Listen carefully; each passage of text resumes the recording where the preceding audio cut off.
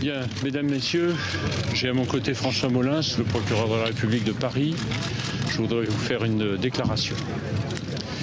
Jusqu'à 22h45 hier soir,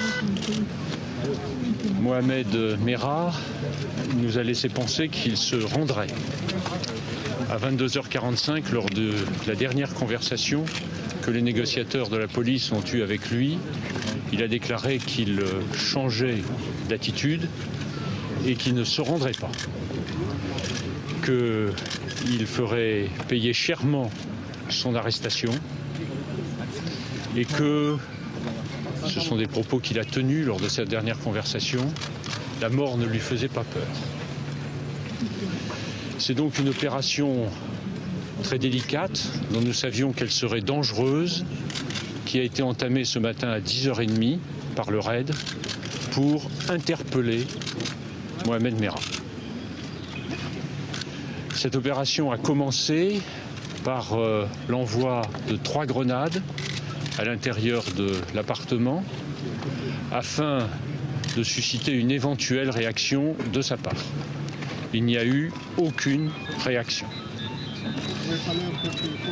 La suite a consisté dans une pénétration à l'intérieur de l'appartement par 2 moyens. D'abord par la porte de l'appartement qui a été enlevée et puis par le balcon. Des moyens vidéo ont alors été introduits afin de vérifier s'il y avait une présence dans les différentes pièces de la façade. Il n'y avait aucune présence dans les différentes pièces de la façade. La même inspection a été faite des toilettes et c'est au moment où la même investigation par vidéo commençait dans la salle de bain que Mohamed Merah est sorti avec, semble-t-il, plusieurs armes et il a tiré des rafales très importantes. Peut-être avez-vous entendu le bruit. L'un des fonctionnaires du RAID qui a participé à beaucoup d'opérations m'a dit qu'il n'avait jamais vu un échange de coups de feu d'une telle violence et d'une telle intensité. Les snipers qui étaient en face ont tenté de le neutraliser, bien sûr. Les policiers qui étaient entrés dans l'appartement se sont protégés et ont riposté aussi.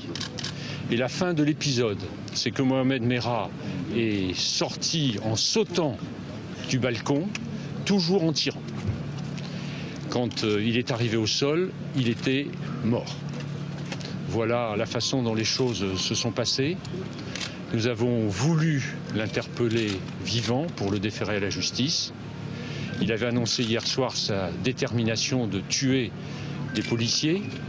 Nous avons du côté du RAID 2 blessés supplémentaires. L'un est blessé au pied, l'autre est en cours d'examen. Il ne semble pas que ses jours soient en danger. Je voudrais à cet instant rendre hommage aux fonctionnaires du RAID qui ont mené cette opération extrêmement difficile avec la compétence technique et avec le dévouement que nous leur connaissons. Je voudrais aussi rendre hommage aux services d'enquête et de renseignement qui, sous l'autorité du parquet, ont conduit cette enquête dans des délais records et ont permis aux Toulousains en particulier et aux Français en général de savoir que la menace qui pesait sur eux était écartée. Merci.